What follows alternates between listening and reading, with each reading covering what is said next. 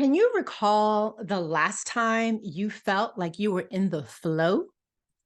Hello, hello, hello, and welcome to More Than Money, a podcast where we have nuanced conversations about money, business, and life, where we take the time to explore the human side of money because success with money is never just about the numbers. I'm your host, Jacquette Timmons, and I am really, really glad that you are here with me today. Now, as I am recording this episode, we are 12 episodes away from our 200th one, and I am so, so excited. Yay! And I would just be so delighted if you would help me to celebrate this upcoming milestone and help me do so by submitting your questions for me to answer. And maybe these are questions of your own, or maybe they are the questions that you are asked often by your family and your friends because you are the go-to money person in your inner circle.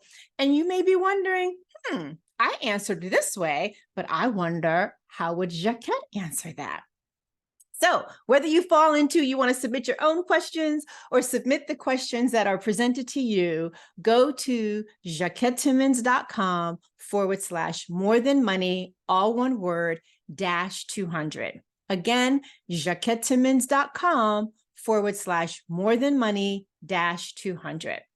And by the way, if you tried to submit a question before and you couldn't, the page has been fixed. So go on ahead and do that because I cannot wait to celebrate this 200th episode with you and to answer your questions or the ones that you have been asked by your family and friends. But in the meantime, let's dive into today's episode. So, can you recall the last time you felt like you were in the flow?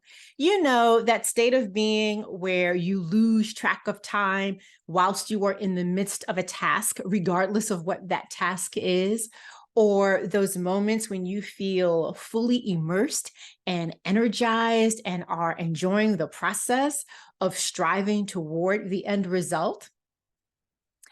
As a word and as an experience, flow has been on my mind a lot, mostly because it is my word of the year. Do you do this as well? Choose a word of the year?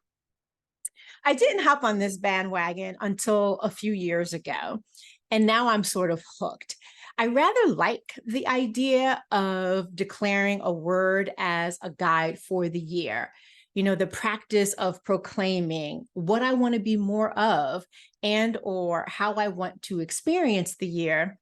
It's really kind of appealing to me. I like the choosing of the word of the year because I like the focus and the clarity that it provides. I like how it can serve as a simple filtering anchor and feedback loop. Even if it is the case that I don't connect the dots until I am doing my weekly reviews and asking myself the question, how did I embody my word of the year? And in this particular case, how did I embody flow? And by the way, there have been several weeks where my answer has been, I'm not entirely sure. But the word flow has been on my mind because, as I shared in the previous episode, episode 187, I've been wondering what role flow has played in both the goals that I've achieved as well as those that I haven't.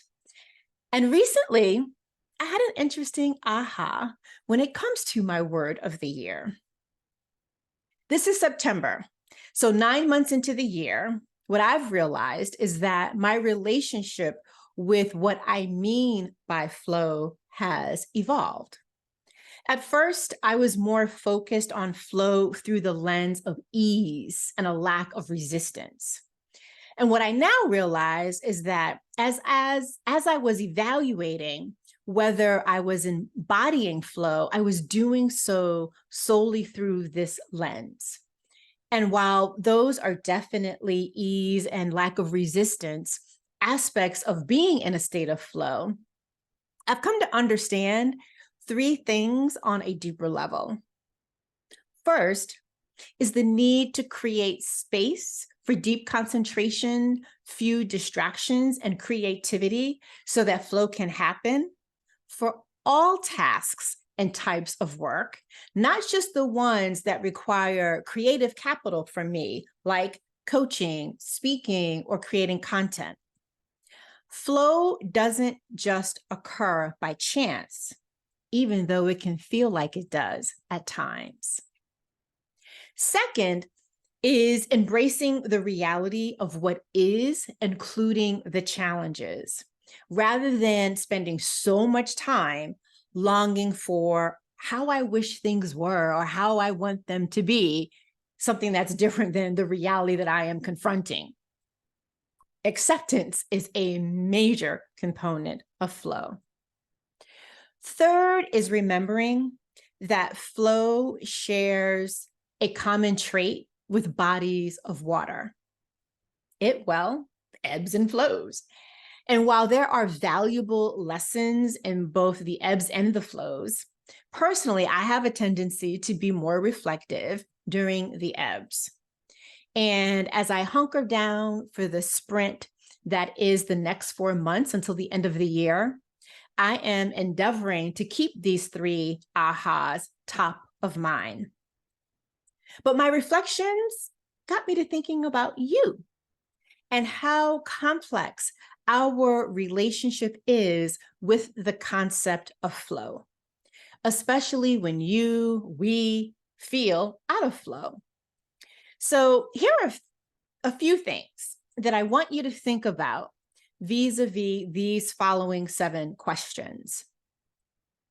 How would you describe your relationship with flow right now? How are you embodying it? How are you defining it?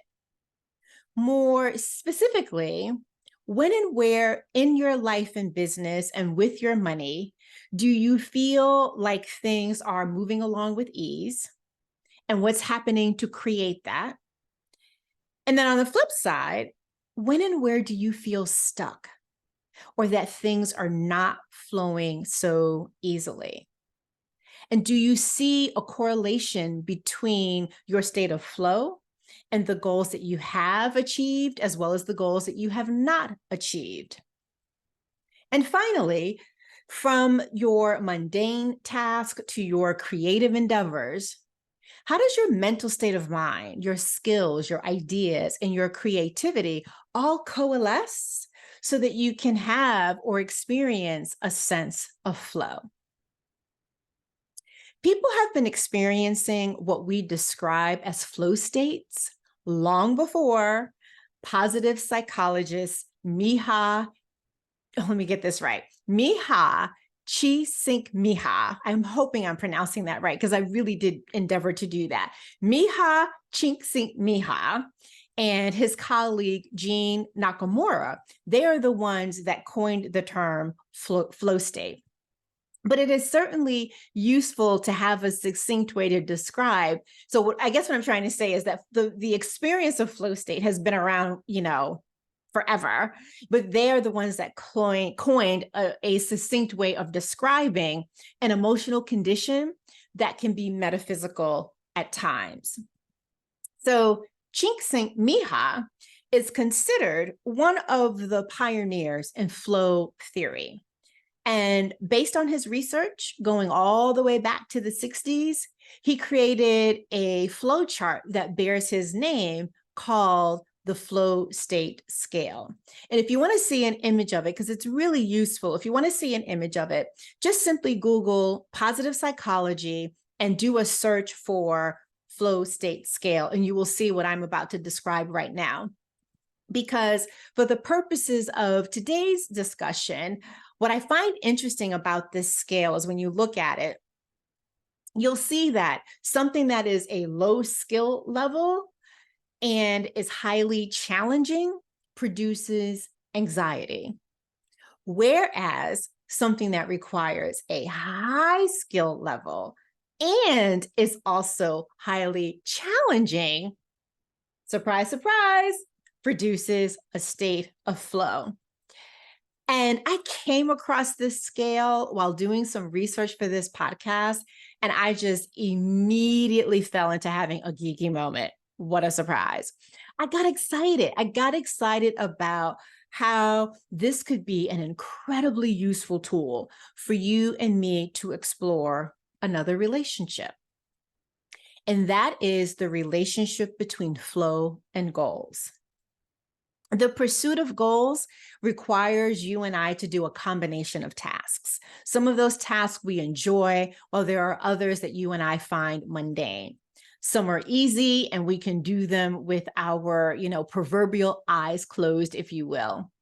Whereas others push us out of our comfort zones, requiring us to go beyond our current level of knowledge, skill set, or even capacity of resources.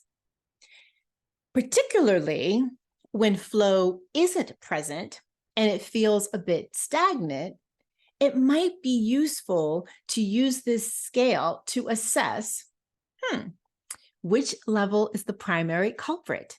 Is it skill or challenge? Also, knowing which level to pay attention to can be just the feedback that you need to help you reset, whether that is to reset your goals, your process, or both. Now, back to my earlier question from the top of the show. Can you recall the last time you felt like you were in the flow? If your answer isn't, I am in it right now, perhaps this is the invitation you didn't even know that you needed. It's the invitation to go ahead and take some time in the coming days to figure out, how do you go about cultivating more flow in whatever area of your life, your business, and your money? Cultivate more flow however it needs to be. Why? Because doing so plays a crucial role in unlocking your potential, financial or otherwise. Well, that is it for today, folks. As always, thank you so much for listening all the way until the end. Or if you are watching us from YouTube, thank you for joining us there and watching until the end of that as well. And before you hop, if today's episode sparked an aha or a reflection, I would love to hear more about that. So please send me a DM on Instagram. And don't forget about my invitation to join me in celebrating the 200th episode. Submit your questions at jacquettetimmons.com/more-than-money-200. So once more, thank you for listening today. If you'd like to show appreciation for this podcast in general, or perhaps this particular episode, please share it so that we can reach more people. And as you're sharing it, feel free to tag me as well so I can join in the celebration of that. And if you happen to be listening on Apple Podcasts, please take a moment to leave a rating and a review. We do read them. And if you are on YouTube, also please comment below. And as always, if you'd like to buy me a coffee, here's how you can do that. buymeacoffee.com/Jacquette. Again, buymeacoffee.com/Jacquette. I'll be back with another episode. I hope you will too. Until then, remember, it's about more than money.